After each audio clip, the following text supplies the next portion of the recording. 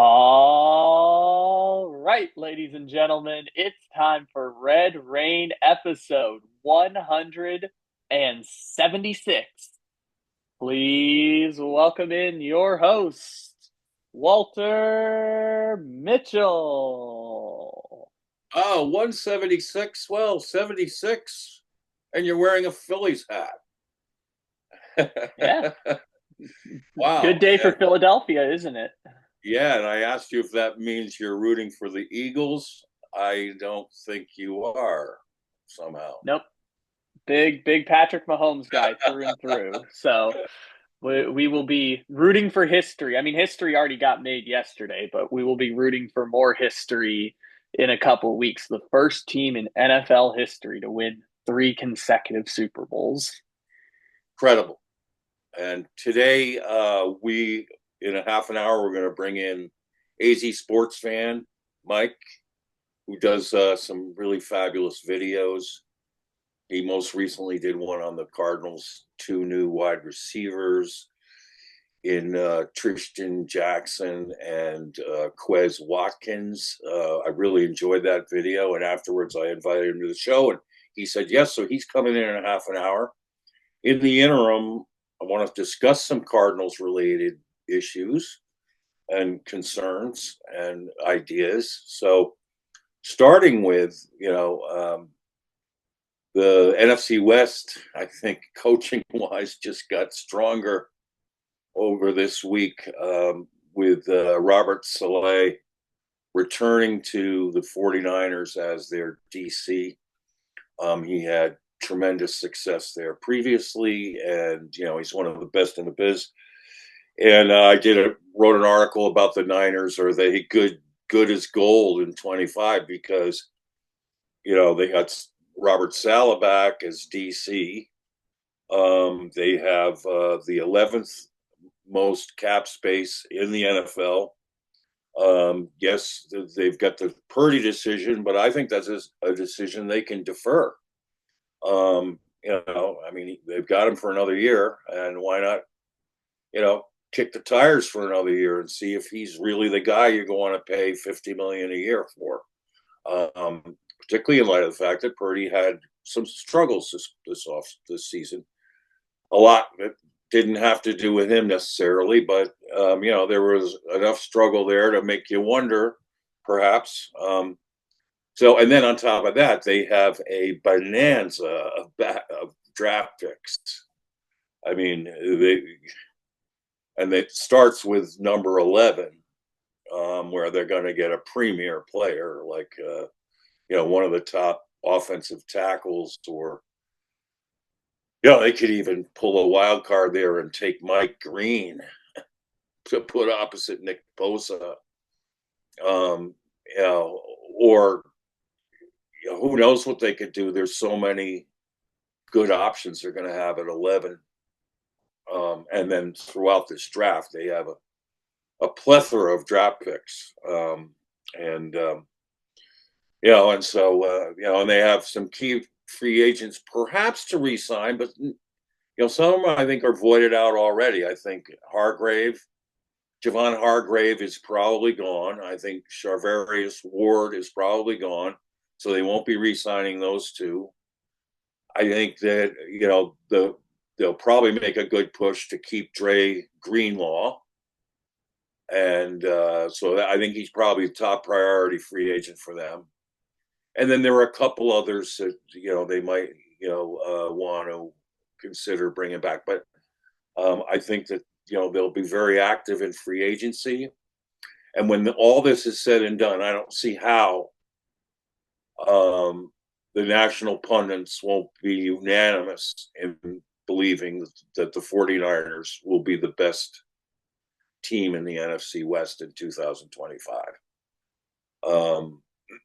And then of course the Rams have the decision to make with Matt Stafford. I would expect him to come back. I think he probably was, licking his chops with, having the kind of weapons he has there.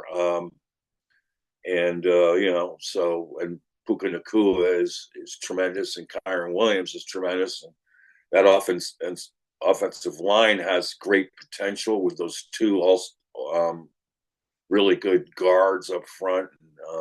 So and that emerging defense, which I have complete envy for because, look in the last 2 years, what the Rams have done to, knowing that Aaron Donald was leaving the building, they've drafted four high impact defensive linemen that the Cardinals have no one to compare with. Hopefully, Darius Robinson will be a comparative player next year, but he wasn't this year.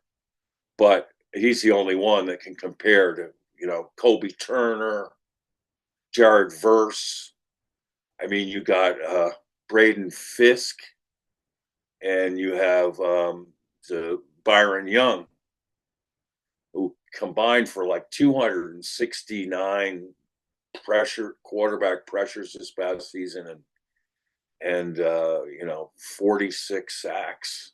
I mean, and they're just coming on. I mean, these guys are now becoming second and third year players. And those were all players the Cardinals could have had in the draft, or made a play for one of them, or two of them, but did not. And so it behooves the Cardinals. I mean, the Cardinals are just, as we've been saying, they do not have one real star defensive player on the front seven, and hopefully Darius Robinson becomes that at least one. But right now we don't know. And right now our edges are, probably anyone would rank them, in the 30s in terms of impact on the edge. So there's a lot to be done. Over in Seattle, they made a key hire over the weekend, tabbing Clint Kubiak as their offensive coordinator. Now, it was kind of surprising to a degree that they, after 1 year, gave up on Ryan Grubb, who had a top 5 in yards passing attack coming from the University of Washington, and translating that over into the NFL. The problem was for Mike McDonald, the head coach, is he wants to make a strong commitment to have, like at Michigan and with the Ravens, a premier running attack. And that's not Grubb's forte, but it could be Kubiak's because, Kubiak's dad, Gary Kubiak, was one of the initiators of the, now Kubiak, Stefanski, Petzing offense, with very run reliant, run heavy, 12 and 13 personnel, downhill runners, stable of running backs, come after you, wear you down kind of offense. So, I think both division rivals got significantly more on track with what they want for 2025. And in the interim, much to my dismay, and I'd been fearing this privately and didn't even want to bring it up for fear of someone listening, is that the Cardinals offensive line coach, Clayton Adams, has now been requested to take an interview with Schottenheimer in Dallas to be his offensive coordinator. Of course, Schottenheimer would call the plays, but Clayton Adams would orchestrate the Cowboys' running game and offensive line. And I'll say this: I think there's enough evidence to prove that Clayton Adams is the best coach on the Cardinals staff right now. I mean, what unit has had even remotely the amount of success that he's had with the offensive line? And I just laid this out in an article on Revenge of the Birds this morning. At the end of my Dan Quinn article that I wrote, and you might find interesting, Dan Quinn, what might have been in Arizona, is what I wrote, hearkening back to what happened with the second interview with Dan Quinn and ponder those scenarios, because as we've seen this year, what a dandy of a hire this has been for the Commanders. Just a crackerjack hire. And here was a guy who admitted to Fox over the weekend he wasn't sure he'd ever get a head coaching gig again in the NFL. As crazy as that sounds, he had been getting passed over, but it's just curious that he could have been the Cardinals head coach, but turned that down to go back to Dallas as DC. But anyway, it's interesting to kind of look back at that and see what might have transpired and what it means towards the future for the Cardinals, and for him, Dan Quinn. But the future of the Cardinals, I think, depends extremely heavily on keeping Clayton Adams. And there's a creative way to do it.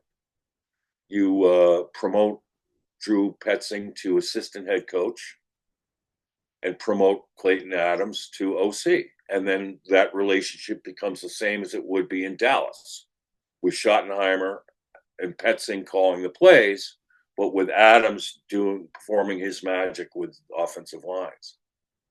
The other thing I love about Adams, so I don't forget to say this, is look at the great job he did with makeshift lines he had down the stretch. I mean, guys like Jackson Barton came in and played just fine. Kelvin Beachum did a magnificent job filling in wherever he had to fill in. I mean, he got a pretty solid game from Christian Jones in the last game, in a win, in a 400-yard performance at home against the 49ers. What gives you great confidence about this guy, it's like the same confidence I had with Cliff with quarterbacks, is that if you have to go to a second or third one, it still can be highly competitive. And that just speaks to how well-rounded and well-coached the Cardinals' offensive line has been. And the proof in the pudding is, they were second in the NFL in yards per carry with their vaunted rushing attack that now the rest of the league is paying huge attention to, obviously, at 5.3, up from 5.0 the year before. The only team higher was the Baltimore Ravens. Look at the way they run the ball. And this is why Mike Macdonald wants a vaunted running attack of his own, because he sees how great that is. Look at Philly with Saquon Barkley and what they're doing with their rushing attack. I mean, this is big time in the NFL today. So, and it's cutting edge, because here's the thing. As teams try to diversify their defenses to be able to get cover linebackers who can also defend the run, which is a really hard thing to do, because those linebackers have been smaller and faster. Teams have countered by going, well, we're going to get bigger and stronger up front, and we're going to come after you. We're going to test your mettle and your strength and come right after you and block you and see if you can hold up. So this is where Clayton Adams comes in I think if there's any coach the Cardinals cannot afford to lose, this guy is the one. And, the thing that concerns me is that he might get outbid by Jerry Jones, who can open the vault at AT&T Stadium and decide, well, I'm going to put the pressure on the Cardinals and offer this guy, $3 million a year or something. But, hopefully the Cardinals can intervene at this moment and say, look, here's our plan. We want you in that role ourselves. We really need you in that role. We're going to give you a promotion. We're going to give you a raise and all that to stay with us. And I think that given that, Clayton Adams, probably a loyal guy and likes what he's doing and likes the line that he's been developing, probably say, yeah, let's get it on. So I'm hoping for that.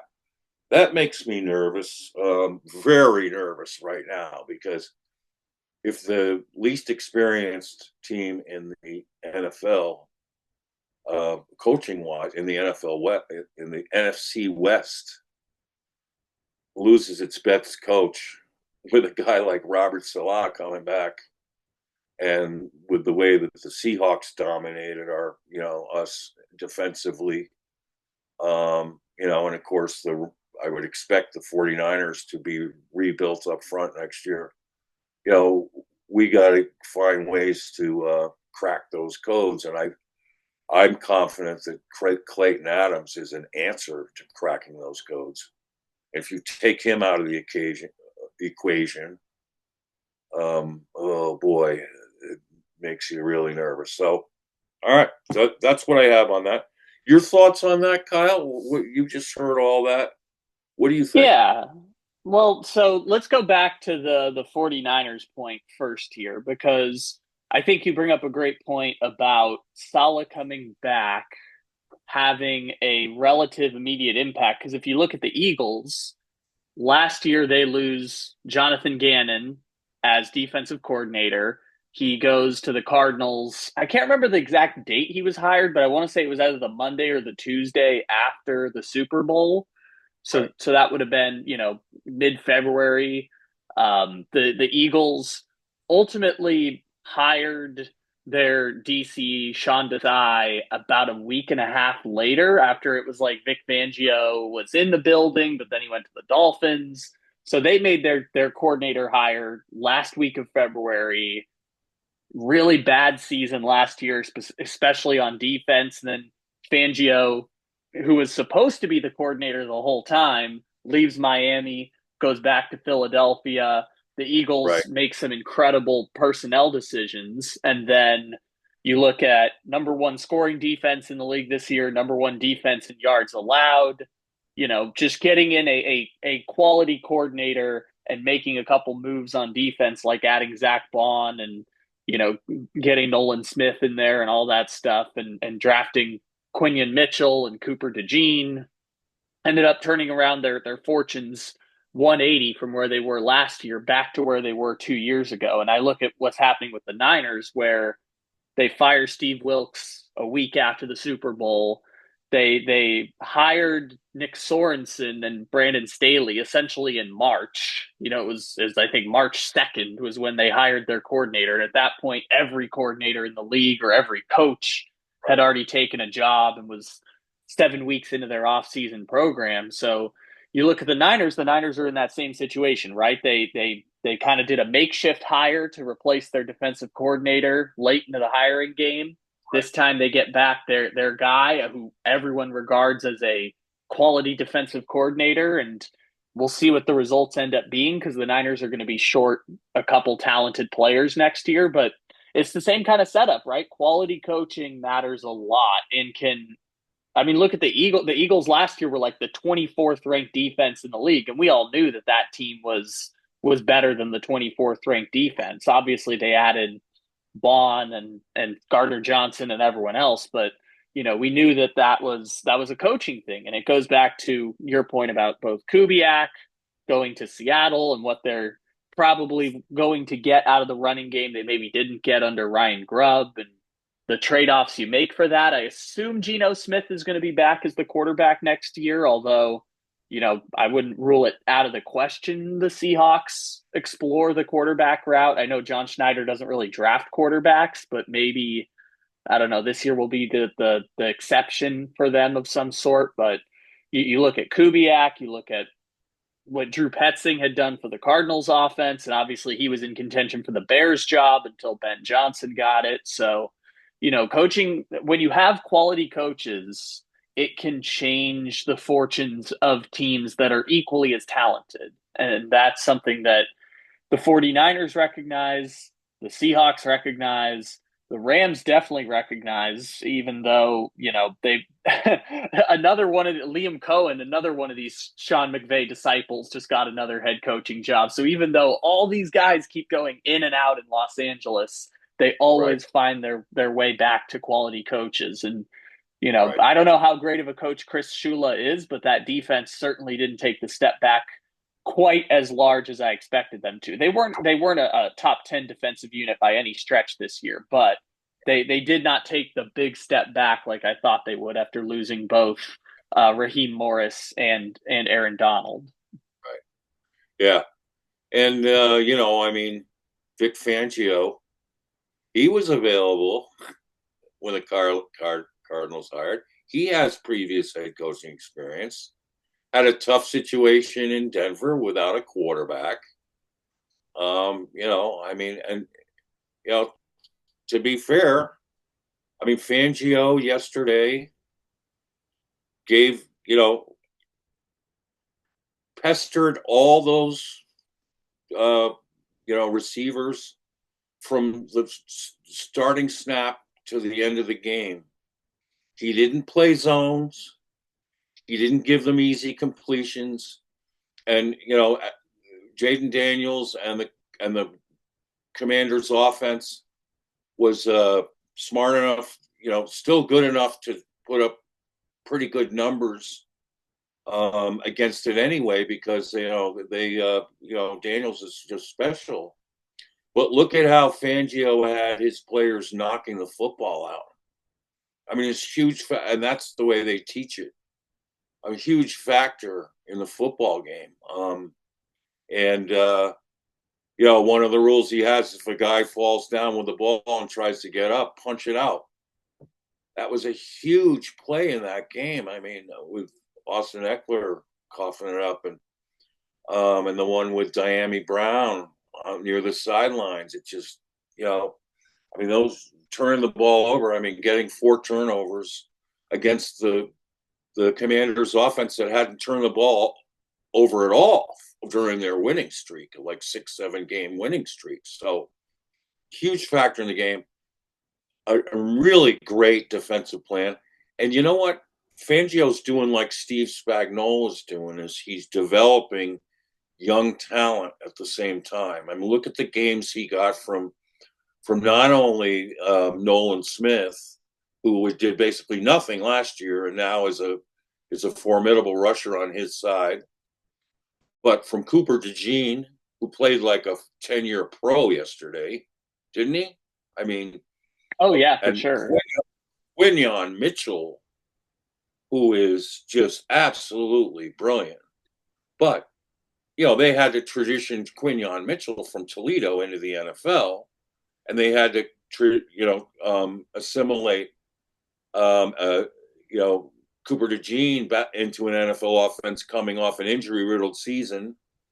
I mean, these weren't givens. You just don't plug people in and without coaching them up and getting them in the position to make plays. Nor was it a given that Zach Bond, who was basically a special teams player for the Saints, would come in Right, and be the best middle linebacker in the NFL. right, and that's the thing, is that coaching the linebackers, that's been a weakness for the Cardinals, and I mean, and then putting guys in the right place in linebackers too, is there's a fundamental difference. So yeah, it's hats off to Fangio. He's got his hands full in the Super Bowl. Let's see what he's got up his sleeve there. But what I love about this Super Bowl is watching Spagnuolo working with his magic with those young players in Kansas City, with now the young players. I mean, look at the young players up front that Fangio's getting. Jalen Davis, for one, and who's the other? You got Jalen Carter and Jordan Jalen Carter. Davis.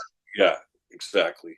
Those two guys are just studs. I mean, They've got the entire Georgia defensive line in there between Nolan Smith, Jalen right, Carter, Jordan Davis. They obviously had Nakobe Dean before he got hurt. I don't yeah, understand how all those people ended up landing at the Eagles. Throw in how Quinion Mitchell and Cooper DeJean, regarded as the 2 best corners in the right, draft class, both ended up on the Eagles.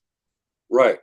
So I wrote out a tweet yesterday after the game, or during the game, that it's about time the Cardinals started tapping into the best defenses in college football: Alabama, Georgia, Texas. I didn't add Texas there, but I'll add Texas in, and Michigan. I mean, they've got a draft now where you've got players from those programs sitting there. I said that, I mean, look at what the Eagles have done with their Georgia connections. I mean, I'm so envious of all that.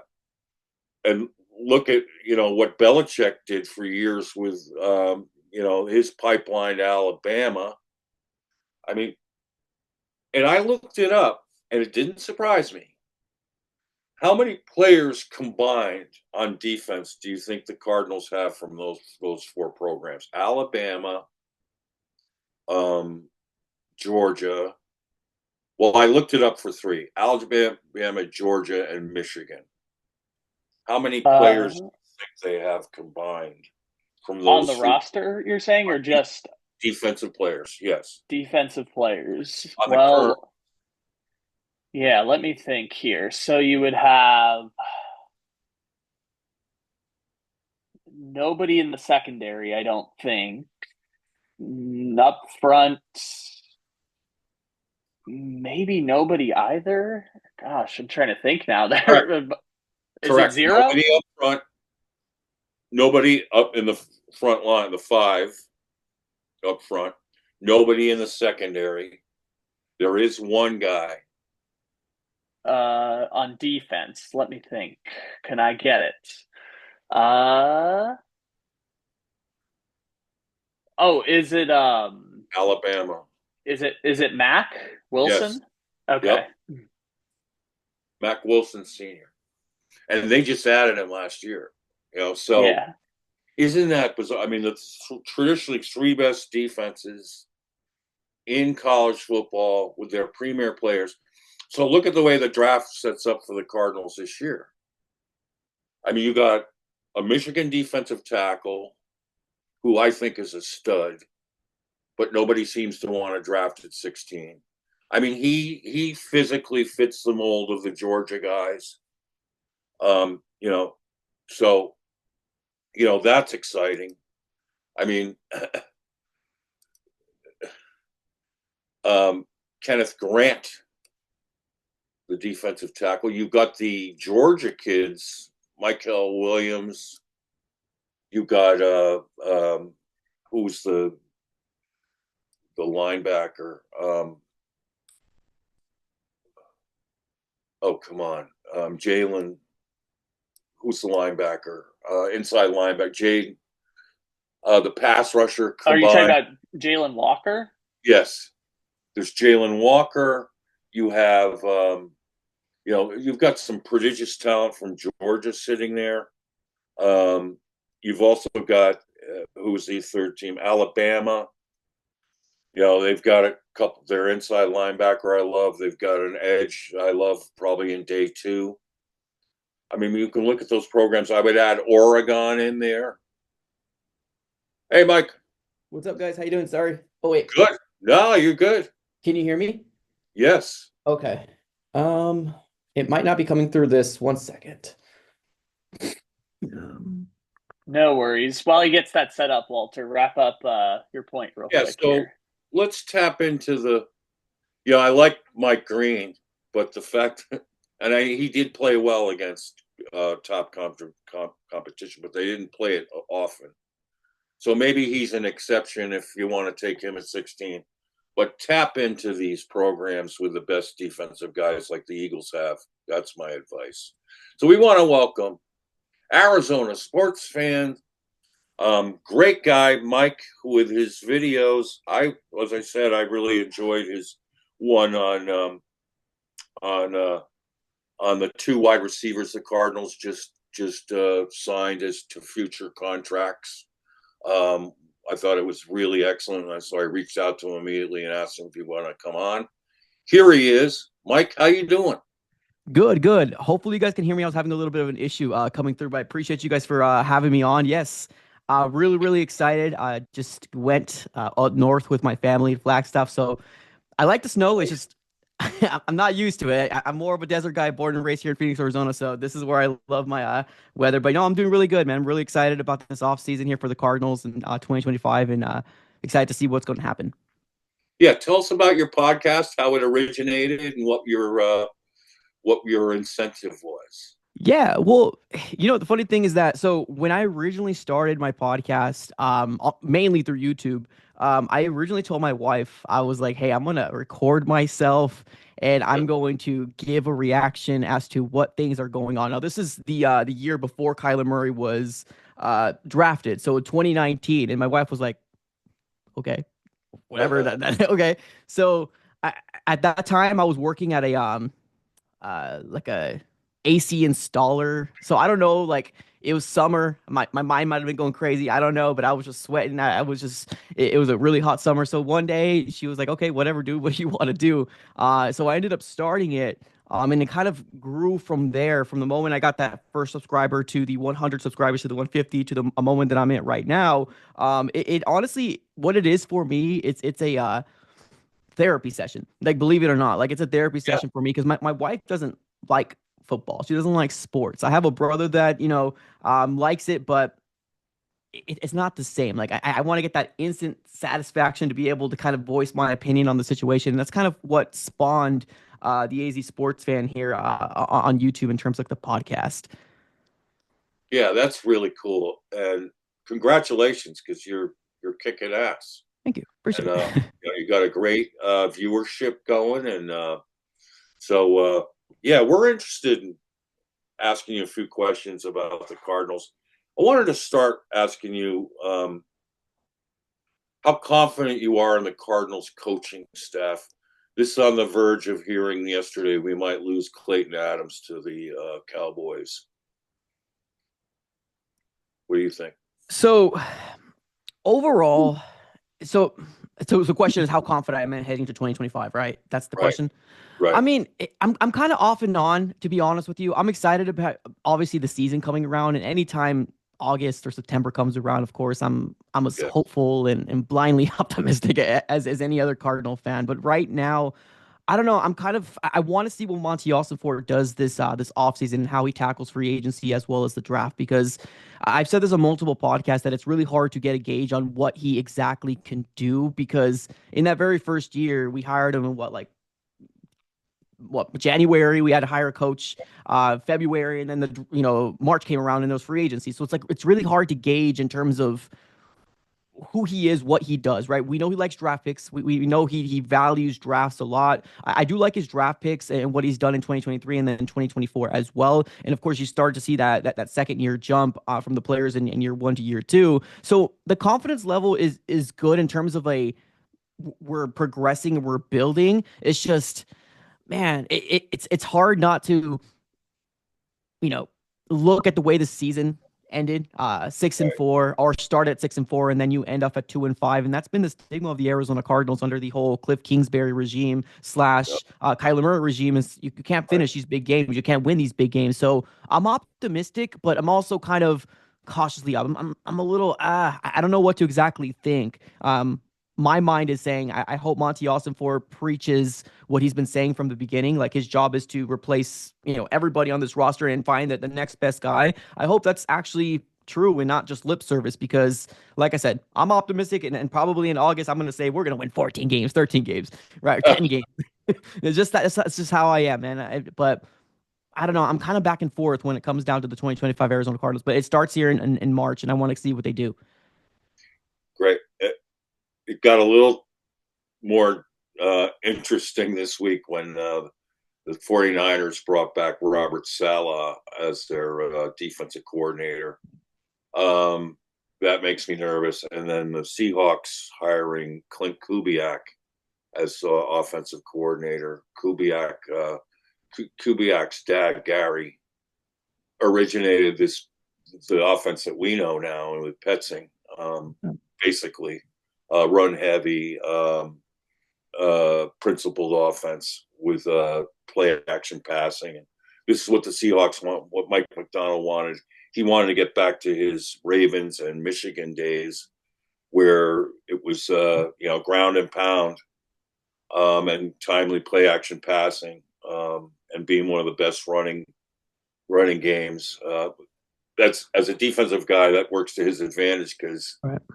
it gives them the rest in between. If you're moving the ball consistently and for large periods of time, like the Commanders did the opening drive, like an 18 play drive for 7 minutes yesterday. Yeah.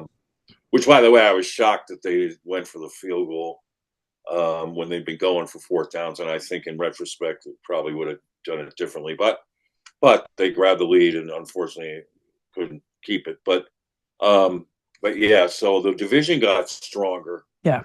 coaching wise for us, and the thought of losing Clayton Adams, who I have argued is the best, most talented coach on the staff. I mean, no one has performed the way his unit has. We've never seen a Cardinals offensive line whoop ass the way Yeah. these guys are doing. And with multiple lineups, I mean, and moving parts, he's shown that you can shuffle guys in and not pay an extreme price. I mean, Tristan Colon played great when he Pretty was like well. 75 PFF grade when he was in there. And, Jackson Barton looked good. Unfortunately for him, he got hurt both times he played. I mean, these guys you wouldn't have expected it from necessarily, but we got it. So now that leads to the question is, how do you feel about Drew Petzing's offense with Kyler Murray at quarterback? So I'm not one of those guys that ever said fire Drew Petzing. Ever. Never. Ever. You might have saw a thumbnail here and there with him in flames and stuff like that, but that's just thumbnails, right? I've never ever once said it. Yep. I actually do like Drew Petzing's offense. I feel like it's works in the NFL. You can win games with this offense. And that's one of the main things that I'm looking for. Can you win games? Does this work in the NFL? And it does. It absolutely does. It's just what we're seeing, unfortunately, is I think now I'm not going to come out here and say Drew Petzing's the best offensive coordinator since sliced bread. No, that's not the case. I think there's flaws within what he needs to do and he needs to get better. We also got to remember this is his first time being an offensive coordinator as well. And it's kind of a lot to maintain, right? You got to find the balance between you want to run the ball, but you also got a dynamic quarterback in Kyler Murray that's going to be able to also run the ball and take the top off of a defense if need be with his legs, right? So one thing that I would like to say is that I think Drew Petzing keeping him and retaining him is the smart move. And that might be the very, very wrong answer, especially, and maybe not amongst us, but amongst the majority of the fan base, because they almost kind of seem to point the finger at this is all Drew Petzing's fault. And I don't 100% understand, especially when you watch back the film. Like, there's plays to be made out there. Like, there is, right? And even that breakdown with Kurt Warner, that really opened up a lot of people's eyes. Now, obviously, there's a lot of people that didn't want to watch that because it almost kind of seems like when a finger's pointing at one of the most important pieces, people kind of want to turn a blind eye. And I agree with you in terms of the offensive line. I've been saying this. They've been playing very, very well, especially with all the injuries that they had. So for me to hear people saying, oh, the offensive line is not good, I don't want to engage in a conversation because it's really crazy to me. Now, are there games a couple times that they got blown up? Yeah, I mean, it happens. That's the NFL, right? But for the majority, Kyler Murray has not he wasn't harassed to the moment that we got to sit back and say, oh, that's the main reason. But going back to Drew Petzing, this offense can work very, very well as long as we can execute those big explosive plays. And it pains me to realize that why the Cardinals has taken this long, like 17 games. It shouldn't take us this long. But of course, we're the Arizona Cardinals, so we have to kind of, take the bruises and the bumps and I guess take the progressions as they come. We've seen the last two games without James Conner, and I'm not going to come out here and say, oh, well, we're not going to use James Conner because that's dumb. We got to find a way to blend those two, what we've seen in the last two games with Kyler Murray, because arguably I think that's probably Kyler Murray's best games that we've seen in those last two games, those division games in terms of passing. Now, yes, we were only able to muster 9 points versus the Rams. 100% agree with that, but just the way that it was executed, the chunk plays that we were missing throughout the season, that's what you need to see. Drew Petzing needs to say, hey, okay, that worked. And our running game's amazing, but with James Conner, we got to find a way to blend that because you can't be just one, because that's a way to be vanilla, and that's a way that defensive coordinators are going to lick their chops because you cause pressure to Kyler Murray, rattle him, and you take away the run. it's not a key for success for the Cardinals. So Drew Petzing overall, I like the fact that we retained him. I want to build off of this, but we do need to get better with executing those big chunk plays here. So it was the right move. I mean, you won 8 games. If you're not going to make a big drastic move anywhere else, then why you have a scapegoat? Because honestly, if it's working in the NFL, let's do one more year, 4 wins to 8 wins. Let's see. Hopefully, fingers crossed, we can go 9 to 10 double digits. We'll see. Yeah, it's interesting that what we've seen this year from the Eagles when they added Saquon, Yeah. because now with adding Saquon, some of their star receivers aren't getting the touches per game that they would want. Yeah. Particularly AJ Brown has been disgruntled a lot of this season, and so that's part and parcel of what you're going to get when you get a run-heavy offense. Yeah. You're not going to be able to satisfy your receivers. So, like AJ Brown did, was he sucked it up for the good of the team, and kept his ego in check and just said, "I'll," and then he had timely catches in yesterday's game. That touchdown was great, um, and whatnot. So, but here's the problem for me is that the Cardinal fans are obsessed with not only Kyler but Marvin Harrison Jr. When the two best offensive players, skill wise, on the team are James Conner and Trey McBride. Yep. I mean, but it's like there's one eye on whether the Cardinals win or lose, and one eye on how did Marvin do. I think that's a huge mistake. I mean, because that puts enormous pressure on Kyler. It puts and takes the focus away from what Drew Petzing's offense does best. I mean, I'd rather have Marvin catch 4 balls a game for 80 yards and a TD than try to target him 15 times a game and try to force feed him the ball. And I think he wants to win, so I think he'd probably adapt to that pretty well. But trying to make Marvin Harrison Jr. a primary focus in this offense, I think, is a mistake, and would still be a mistake next year if they try to do that. That's why I wanted Brock Bowers badly, because he's a system fit. It wouldn't have been the daily. How did Brock Bowers do it? And imagine Bowers on one side and Bride on the other. that would be nasty. That'd be crazy. I know. So, but yeah, I'm a big fan of Drew Petzing's. The Warner tapes you mentioned are really kudos to you for mentioning that. When you do look at the 22 tapes, and I know you do, you can see opportunities that are missed. Yeah. I mean, to say the Cardinals receivers suck at getting separation is a myth. Yeah. Michael Wilson is one of the more, it goes back to the Senior Bowl when no one could cover him. I mean, he's got quick twitch separation moves. He's often open off the breaks. Dortch, I mean, 2 years ago, he led the NFL in fastest separation.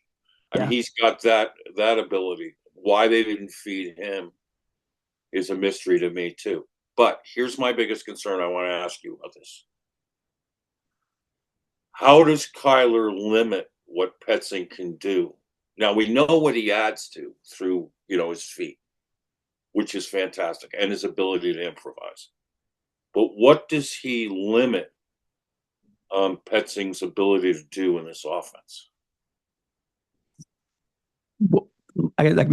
What do you mean? Like, what is Kyler Murray limiting, like the Drew Petzing offense you're saying? Like, what does he limit? Well, let me just piggyback on this. Okay. I think there's an aspect of Kyler's game that does not fit this offense. Fair. Probably as well as having a taller, more packed pocket presence type quarterback. This is something we haven't seen yet from Petzing in 2 years, because Kyler and he had Dobbs, right, which I wouldn't consider in that role either. But with Kyler's height limitations, how does that affect the offense? Gotcha. Okay. Yeah. Well, we've seen multiple, and whether it's all 22 or even just throughout the years of Kyler Murray, just in general, right? Even when he was playing under the Cliff Kingsbury's offense, like there has been situations where we see a guy drag route, slant route, right? Something that's kind of close where you can't really see over the line. And here's the thing, I'm gonna say, and it's weird and it sucks that I have to have this disclaimer because people always kind of seem to always go back to me, oh, it's the short. No, it's nothing to do with that. But I do think that after seeing the 2 years of Drew Petzing's offense compared to the Cliff Kingsbury, there is a limitation between him not seeing these drag routes when there's completely night and day open, and for some reason takes the top off and wants to go for the home run ball instead of Right. just going for the first down, right? And whether it's 2 yards, 3 yards, 4 yards, when that guy's wide open, whether it's Storch or maybe some other guy there, like maybe Zay Jones, there is plays to be made up the middle of the field. So yeah, no, there definitely is limitation, especially if you are playing a heavier package guys. They're gonna protect you, right? You don't really see the visuals of everything that's going on in the field. So I don't know, man.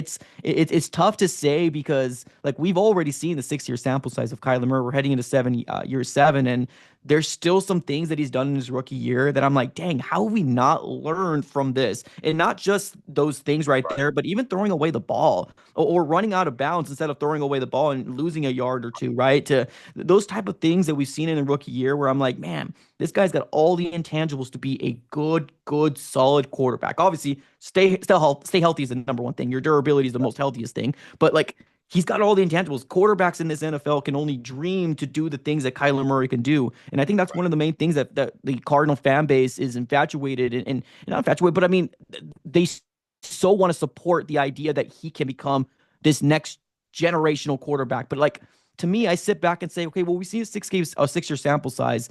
Nothing's really developing into what we've seen before. We're seeing flashes, and that's what Kyler Murray is. He plays in flashes of greatness of man, that's what we can be. But the thing is that is short lived, right? You can only get those 4, maybe 5 games out of the season. That's not sustainability. You can't sustain that. So it's it's tough to say like what he can do to limit Drew Petzing's offense, but like I don't know, man. I feel like Drew Petzing, since James Conner has sat or didn't play the full Rams game and didn't play the last game, I don't know. We kind of got a glimpse of just let him, tote the rock. And I don't know what the limitations are. If it's Kyler Murray not confident, if it's Drew Petzing not telling him, unfortunately, we're never gonna know, right? But we got to get a way to blend Kyler Murray taking those chunk plays and keeping that run game going. I love the run heavy. I think it keeps Kyler Murray healthy because he doesn't have to play Superman all the damn time. So it's a good thing that the Kyler Murray likes it. And he even said it himself in the beginning of the season. He likes this. He likes his offense. He thinks Drew Petzing's a genius, he says. So whether that's lip service, whether it's just, oh, I'm a quarterback and I want to back my guy. But, the limitations is obvious. And for the people that are not going to come out here and say it, if you can't acknowledge the problem, you're never going to be able to fix that problem. Right. And in a run heavy offense predicated on play action, right? Yeah. You're trying to suck the linebackers in to play the run. So where can you attack best but over the middle between the linebackers and the safeties? Yeah. But if your quarterback can't see it, he can't do it. Or if he's just hesitant to do it because, look at the interception he threw to, Ernest Jones. He baited him perfectly. Oh, that was a Madden play. A great play by Ernest Jones. We got to give him credit for that. Yep. But Kyler is a little, he's hesitant to throw those passes because he's had, one of his first interceptions as a pro was up the seam first, and a linebacker or safety snagged it. So he's a little hesitant to make those throws. I guess the question I have is if you can kind of concede that, and maybe they have to a degree, if what we have learned is look at the connection Kyler has with Trey McBride. Right. Get him another tight end like that. And now you have 4 big receivers. And, with McBride, he has no problem getting it to McBride at any spot in the field. Right. Because the places where you throw to McBride are accessible to Kyler. So get him a guy like that on the other side. Maybe Elijah Higgins evolves into that role. He came on. I mean, he's got he's not a natural tight end necessarily. He's sort of a big wide receiver. But if you got another tight end who's can get open the way McBride does, maybe that solves the issue because then you don't have to necessarily rely on passing over the middle all the time. Here's the other thing I would suggest is I don't know. I think by now seeing Kyler through Cliff and through Drew, I think Kyler's too stubborn and wanting to pass from the pocket. I think they got to move that pocket by waggles, by bootlegs, much more Right. than they do. Get him out. You can, run a crackback block on the and seal the edge anytime you want. Roll him out to a side where he can now, have better vision, be out in the open, and then always be a threat to run. I think Yeah. that would drive teams crazy.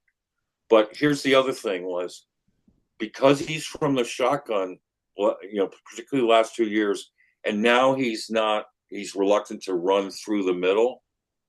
That I think hurts him in two different ways. I mean, before, if you bolted from the middle, that's every defensive coordinator's nightmare. Yeah. Because you'd have to keep in, ask Nick Saban when he was coaching against Kyler and back in the playoffs. He said, you don't need one spy, you need two spies because you're going to make the first guy miss. Yeah. And, so everyone, the worst thing they would want is Kyler escaping up the middle because it's on a direct line and all of a sudden, boom, one move and he's just gone. Kind of like the way he had that long run against, what was it, the 49er? What was that great long run he had off tackle Yeah. up the middle that he then bounced to the outside? So if they could do those couple of things, I think there are adjustments they could make to maximize Kyler's strengths and to minimize his, shortcomings in throwing over the middle, for example. So we talked about Kyler. So and we got about 8 minutes left. And I wanted to turn the focus to the defense. Perfect. So are you as high as I am on devoting this draft to the defense? Yeah. No, yeah, I am. It's just what do you mean? You mean like every pick defense? Or Well, I mean, like certainly the top two, okay. because Yeah. we've got a plethora of really good interior defenders and edges, which Yeah. in the top 47 picks, you can get two of them. Yeah. Regardless of what the Cardinals do in free agency. I look at the Rams, who in the last 2 years drafted 4 studs. Right. We have hopefully Darius. We don't know yet, but hopefully Darius is one. We don't have any others. Yeah. I mean, can we? Or is there a couple guys in free agency you think if the Cardinals could get, they could turn, on the defensive interior or edge? I mean, what do you forecast? I'm okay with going the first two picks with defense. I am. Or honestly, to me, it's 85% defense, and I mean first round and second round. That Right. other 15, if there's like a tackle that's there, like to me, it's trenches. It's trenches Right. to me, and I feel like Right. that's really the most important thing that the Cardinals need to take away from heading into this draft. Now, it is going to matter what the Cardinals do in free agency. Like, let's say, for example, and here's the thing: this is what we talked about a little earlier. Like, I don't really know exactly what Monty's going to do with the amount of money that we have because although Right. we want to project that, hey, we got this much money, he's going to do this, he's going to do that. We haven't seen it. We haven't seen it happen. So is he going to go after the big price tags if, let's say, for example, Josh Sweat hits the open market, right? If Right. Azeez Ojulari hits the open, is he going to hit those type of players, right? So if the Cardinals do go after an edge rusher, in free agency to bolster that, because right now with the roster the way it looks like, I'm almost certain the Arizona Cardinals are looking at this roster saying BJ Ojulari is your best guy, even though we haven't seen a snap in regular season, unfortunately. I think they're Right. saying like that's going to be our guy right there. If he could stay healthy, he's going to be one of the two guys for us because Gardeck is probably most likely gone. Zaven, to me, like I like what he's done and I like the effort that he's putting out here, and I like the fact that he's not giving us much of a dude. Like he's like, okay, well, I'll do what you want me to do, but like he's not a pure pass rusher. So I feel like if the Cardinals do that in free agency, get that guy that's going to be potentially even a small notch from an X factor or a closer, I'm still okay with the Cardinals potentially either going, trenches offensively or, going Right. after a young edge rusher, and then maybe an interior guy because you're right, we don't know what Darius is going to look like. We've seen little bit things here and there, but the way his rookie season started with obviously the injury and then just passing of his mother, it's hard to get a gauge of what he is. You've seen some good things here and there, but like it hasn't been consistent enough for me to say, oh, we don't need anybody because I feel like that whole defensive line needs a facelift. Like I'm gonna be real, like that whole defensive line needs a facelift. And if the Cardinals can check that off first, it's gonna help everybody else out. It's gonna help out Garrett. It's gonna help out Max Melton. Sean Murphy Bunty most likely, and then your safety is going to help out too. So, yeah, I'm cool with going to defensive linemen. And I know you're probably looking at Verse and Fisk and what the Rams did Yeah. over there. I would love to replicate that. That would be Yeah. absolutely amazing for the Cardinals for sure. I'm with you. That's what I'm hoping for. We missed it. We decided not to do that last year. Yeah, We had the chance to draft Fisk, yeah, um, even in the second round, I believe, and might have. traded the pick away. I mean, so I mean, if we can grab two guys, even if we dress it a little bit in free agency, I'm not all that keen on bringing Reddick back, um, Yeah, because I didn't like the way things transpired in fair. New York, and he's probably going to want to command a high salary at his age, and he coming off a kind of a weird situation in New York, and he didn't play all that well. So that makes me nervous. Yeah, Josh Sweat, I watched a game yesterday. I didn't even know he's on the field. fair, fair. I mean, I'm sorry. I just am surrounded by all that talent. Why you aren't making more of an impact on the game? That makes me nervous. Yeah. A guy I like is a real sleeper. Is was a situational rusher for the Raiders, not as a starter per se, but as a situational guy. Is Caleb Chason from the Raiders, Mm, who was really good at LSU, a teammate of Ojolari's, and he broke through a little bit this year. He had like 30 pressures and 6 sacks in a situational role opposite Max Crosby and passing downs. Um, I would love them to do that. Re-sign Baron Browning, who has the ability. So have a stockpile of them, and then draft a stud because there are really good ones here. yeah. Get someone inside too, because those Eagles defensive tackles have me so envious. I mean, we don't have a space eater. No, when we play a 34, you got to have a nose tackle who's a slobber knocker, right? Jalen Carter, my goodness. Will Anderson Jr. I still Right. okay. Let me just real quick, and I know we're short on time. I still like the Paris Johnson Jr. pick. I really do, Yeah. but what I really wanted the Cardinals to do in that draft was to get Will Anderson Jr. Now it was a toss up between Jalen Carter and him, but the Yeah. way that the offseason handled with Jalen Carter with the kind of things that Right. happened, I was like, oh, that's not a Monty guy. So I already said it in my mind, we're not gonna get him. But those Right. two guys are young studs. They're gonna be like they're gonna be superstars, man. Like Jalen Carter's already showing it. We've seen Will Anderson Jr. Wasn't he like defensive rookie of the year last year? Like those are the Yeah. kind of things that you need. Like you need the best at a Right. position in the draft. And although I'm not going to come out here and say, "Oh, I don't want Paris," I like Paris Johnson Jr. I think he's a great pickup, but it's hard for me to not look at, like you said, the defensive line from the Eagles and just be envious of what they got going on. Yeah. And it's so frustrating when you see um, that they didn't have a backup plan Yeah, strong enough. yeah, I mean, it's one thing to pass on what looks like to be a great player like a Will Anderson Jr. yeah, To get a Paris Johnson, which we all love. I think we all love the pick. We can all say that. And he just got named to the Pro Bowl, by the way. yeah, It's an alternate, which is great. Seeing as Lane Johnson is going to the Super Bowl. yeah, But with that, I mean, if it's okay if you have a plan B that addresses that, and I liked Ojolari's tape. Was concerned about the lack of production at LSU, and then of course the knee injury, which yeah. was being disguised. I didn't realize the severity of it until he got drafted. It just made no sense to me how you could draft him there with a guy like Brian Branch still on the board. Mm. There were other guys that, um, I thought Brian Branch, I would have taken in the first round. I thought he was one of the real studs of that draft. Yeah. But, hindsight's 2020. But the fact is, this offseason, Monty has a chance, and I think you agree with this, to patch up where the misses were. Yeah.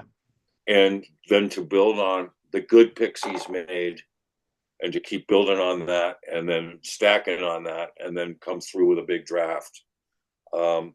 If there's one player at 16 who stands out to you, I mean, I'm sure you've been considering your mocks. Yeah. Is there someone you're hoping for more? Like you said, you wanted Will Anderson. Yeah. So did I. Who did you want last year? Did you want Marv? I did. Yeah, I wanted Marvin Harrison Jr. Yeah, well, you also got to keep in mind that I was under the understanding that like we needed to. And here's the thing: I still think Marvin Harrison Jr. is going to be a really good player. I think the stats. Yes. I think the biggest knock on Marvin, and I agree. I'm not going to come out here and say, "Oh man, this is the best." No, he's got some flaws. The physicality, the 50-50 balls. You want him to get better and those type of things. I did want Marvin Harrison Jr.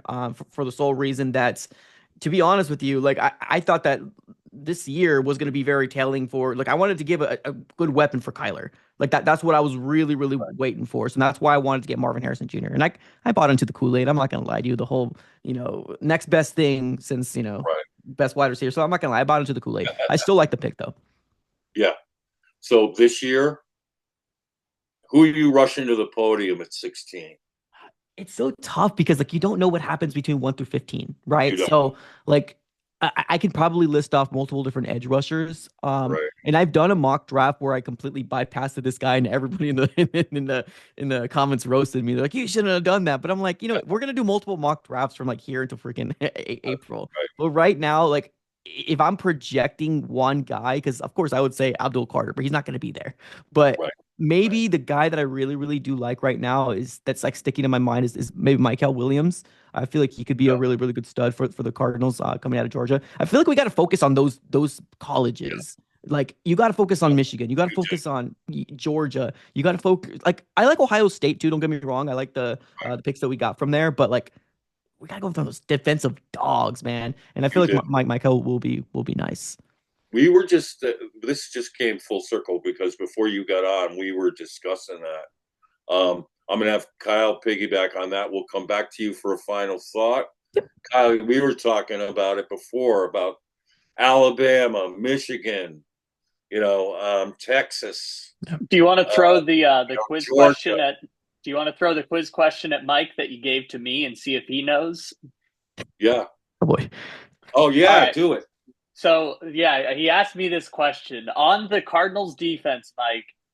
Can you name the number of players the Cardinals have currently on defense from either was it Alabama, Georgia, or Michigan? Oh my God. Okay, let me go to the defensive side.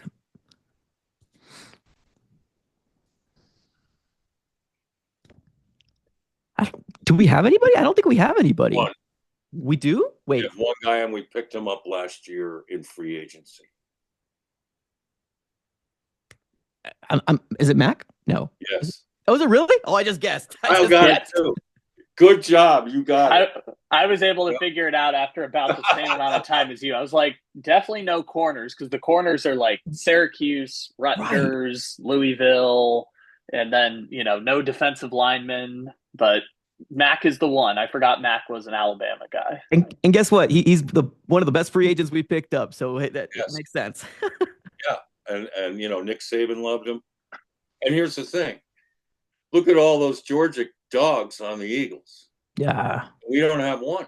Yeah. I mean, they tapped into that's why I say let's tap into a program like that and get these dogs in here that come from these Power 5 conferences and they played in front of big crowds and at high levels. So we're concurring about that. So final thought from you, Mike. What do you think? Overall for like 2025 in general, or Yeah. you're talking about that? Yeah, I mean, I agree with the whole like bringing in like if you're focusing on a specific school, yeah, I'm cool with that for sure. You need to Right, bring in dogs on the defensive line for the Cardinals. I like the Darius Robinson pickup, but you're right. Like now that you're actually naming off like this school topic, like he even right, came from what was it Mizzou, right? So it's like right. yeah, I mean, I agree that there's a reason why Howie Roseman, the GM over there, has a lot of success when it comes down to drafting. And here's the thing, I still like Monty's draft so far. We got 2 years, and it's really hard to kind of gauge to say, oh, he's the best because he's not, but he's done better than Keim, and there's that for you. But I would love to still see free agency trades work out in our favor for Monty. I feel like the whole job as a general manager, you got three main things. Obviously, culture is there as well, but draft, free agency, and trades. And right now, I can confidently say I'm confident with him drafting. The other two, let me see what we can do a little bit more with the money that we have this year. And then I don't know. I still haven't seen a trade that really worked out to our favor. I understood why we traded some people away, but just I don't know. Value didn't make sense to me at the time. So there's that. I think you're right about trades. I think if you're going to get star players, that's one of the ways to do it. One of the ways to do it with teams that are willing to trade, star quality players for value. But problem is this year we're limited on draft picks. Yep. So that's going to be interesting. But yeah, I share that excitement, and we would love to have you back on a mock draft special. Yeah. Keep mocking and keep doing your thing. And like Kyle and I, we should invite you back to Kyle and my mock draft special we had last year, and we had 5 free agents that we want. Kyle had Chris Jones, by the way. He had Chris Jones. We were so impressed. He had the Cardinals giving him like the state of Arizona That's to fair. get. Would have been So great if it had happened. It would have been so excellent. I But know, right? It's Oh always good to boy, look back to the things that you wanted to do, but like it's just I don't know. It just you were watching this organization for as long as we most likely have is you just want those things to work out for this. So like we all want the same thing at the end of the day, right? We might fan differently. I might be a little bit over the top, a little, but we all want the same thing. We all want this team to succeed. We want to see consistency with it, and we want Kyler to succeed. And for the people that think that I hate Kyler, that's not the case. I hold him to a higher standard, and that might come that's off a little mean, a little, but it is what it is. no. And in the I live near Gillette Stadium in Foxborough, Massachusetts. I mean, if Brady had a bad game, that's all anybody would talk about. Yep, I mean, in major markets, you're as good as your last game. it's So, the and I truth. think that's why Philly's so good. Their fans are on this thing and creating the kind of pressure that makes diamonds. Can burst pipes, but you get the pipes out of there, you get the diamonds in there, like they're doing. Yeah, It's great. So yeah, Kyle and I really enjoyed having you on. We want you on a mock special, so we're yeah. going to keep you in mind for that. In the meantime, please, continue to do your great work. Appreciate it. It's great to know you're a bird ganger. Look at your background. I get fired up looking at those helmets. Yeah, oh yeah, this Is is that one of a my favorite signed things. helmet Yeah. there? Is that a signed helmet? Yeah, down here is the Kyler Murray signed helmet, and then this is gonna be the new one. So once he got these, I rushed over and I was like, I gotta get myself one of these. These things are one of the coolest. Unfortunately, we don't have very much success with wearing these things, but these things are they're so nice.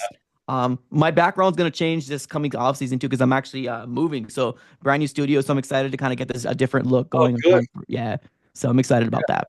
Well, we look forward to that, and thanks again for being here. Yeah, absolutely, guys. Thank you, Kyle. Walter, appreciate you. Later. All right, take you. Talk to you later. All right, guys. Thanks to Kyle. Kyle, parting shot. well, it's going to be a great off season coming up. I'm starting to dive into the draft. I used to be like the let's see what happens with the draft because I would watch more college football, but now it's like I'm pacing myself because I know how long draft season can feel. It's 3 months of building up time to picks that may or may not become a thing. So I'm pacing myself with that. But now football's basically over. I mean, but there's the Super Bowl Sunday, which is the celebration and everything. But it's these 2 weeks, there's no more football games. There's only Right. one left going forward. So this is truly when the football off season kind of starts. You don't have games to preview every week. You don't have 16 hours of football to watch over the weekend. This is when Right. that off season really starts to kick in. So it'll be a celebration the day of Super Bowl Sunday, but beyond that, we are into the off season now, which is Yeah. exciting that there's optimism for the Cardinals, and we might have our off season plans coming up here in a couple weeks. So that might be something for people to tune into the next episode of the Red Rain podcast. We're looking forward to it. And thanks to you and all the great work you do. Thanks so much to Michael for hopping in with us. That was really fun. And take a look at our AZ Sports Fans videos. Subscribe to him. He's really good at it. If you're And watching this show on Spotify or wherever you get podcasts, there's a link to his YouTube. If you're watching this on YouTube, just Google the AZ Sports Fan, and he's got a very popular YouTube channel if you want to check it out. excellent. Thanks to all of you. And in the interim, may the red rain of Super Bowl confetti one day shower down on you and all of us in the red, red sea. Red rain.